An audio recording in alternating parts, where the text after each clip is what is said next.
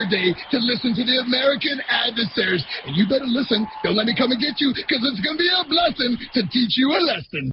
I wish he'd go up there and teach that old Barack Obama a lesson or two. Give him that old tutti frutti. One hell of a hook he had. Yeah, indeed it is. All right, welcome back to the show, folks. The American adversaries are with you a few more minutes. We still have Diane on the line, right, Diane? You still with us? Yes, sir. Okay, real quick, Diane's right. Here in just a few minutes at 8 o'clock, the dancing queen himself is going to be speaking to us peons from the Oval Office. I'm sure to tell us, first of all, don't jump to any conclusions. We got too many guns, and Muslims are good folk. And I think that's going to be it in a nutshell, but we shall see. But Diane, I want to address something that you were saying right before we went to the break there.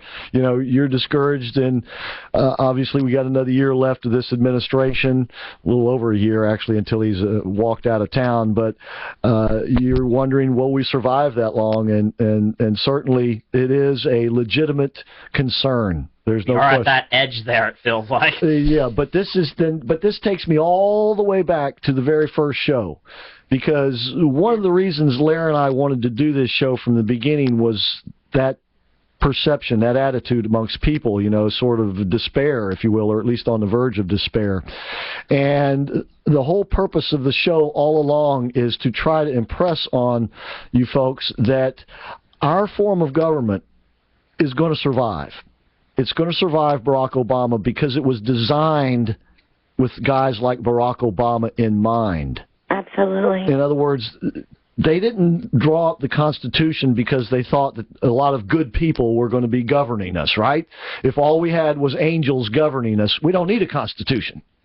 They drew up the Constitution because they knew that there would be a bunch of sorry SOBs who would be governing us, and that they needed to have limits on their authority and their power. So they planned on people like Barack Obama coming along on a regular basis. And they're going to be right in the end here, too.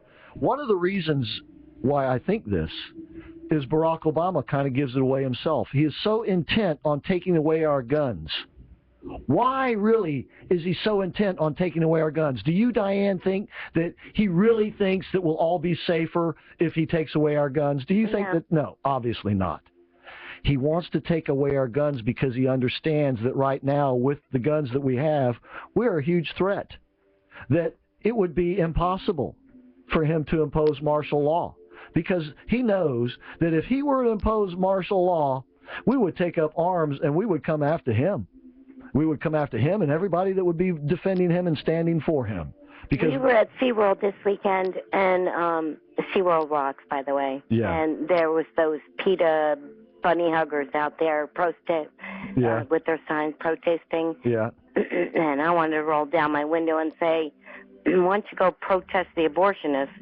You know, why are you screwing with SeaWorld? They do more good for animals. Oh, my goodness. Anyway. Yep.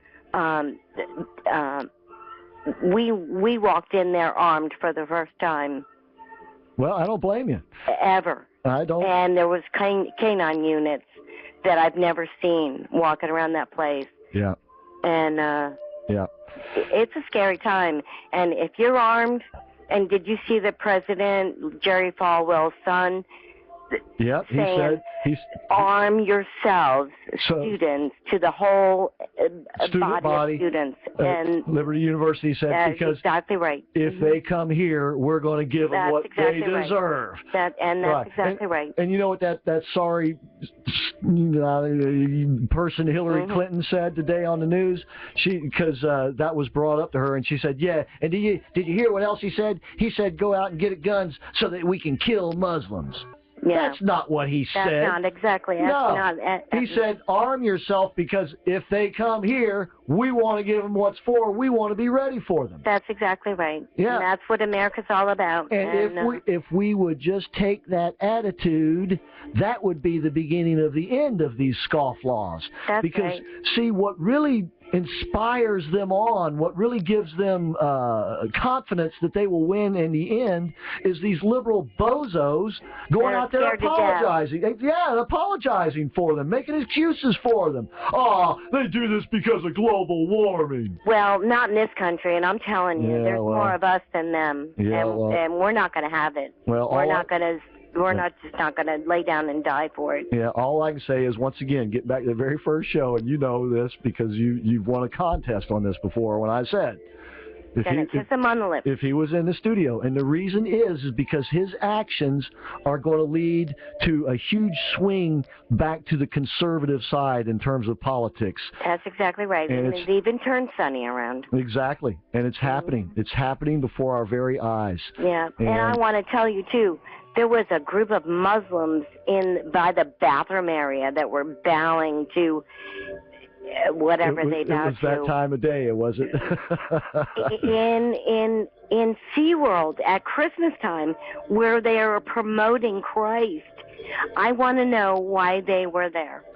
Well, I almost had the gonads go over there and ask them. Yeah, well, you got the freedom of speech, and that's what they're purporting to exercise. But they're there because they want to impress on us that they ain't going anywhere. Yeah, well, I had a serious eye on them while they were there. Well, and that's what you should do. And that's what you should do. And don't let anybody try to shame you. Not going to happen. All right, I appreciate it. All right, Diane, thank you for calling tonight. God bless you. Love you, too. You take care of yourself now. All right. Okay. All right. Once again, the president will be speaking here in just about 10 minutes or so, and I'll try to listen to it on the radio on the way home. Don't expect a lot. Let's just put it that way. Out of this guy, all we're going to get, we're going to be left with the impression that we're the doggone problem here. That's, I believe, we're going to get from this president tonight. Okay, we're going to be leaving you with here in a couple of minutes another tune by Lloyd Marcus. Lloyd is a great artist. He's also a big guy. He goes all over the country performing and speaking at tea party groups around the country, and he's a great patriot.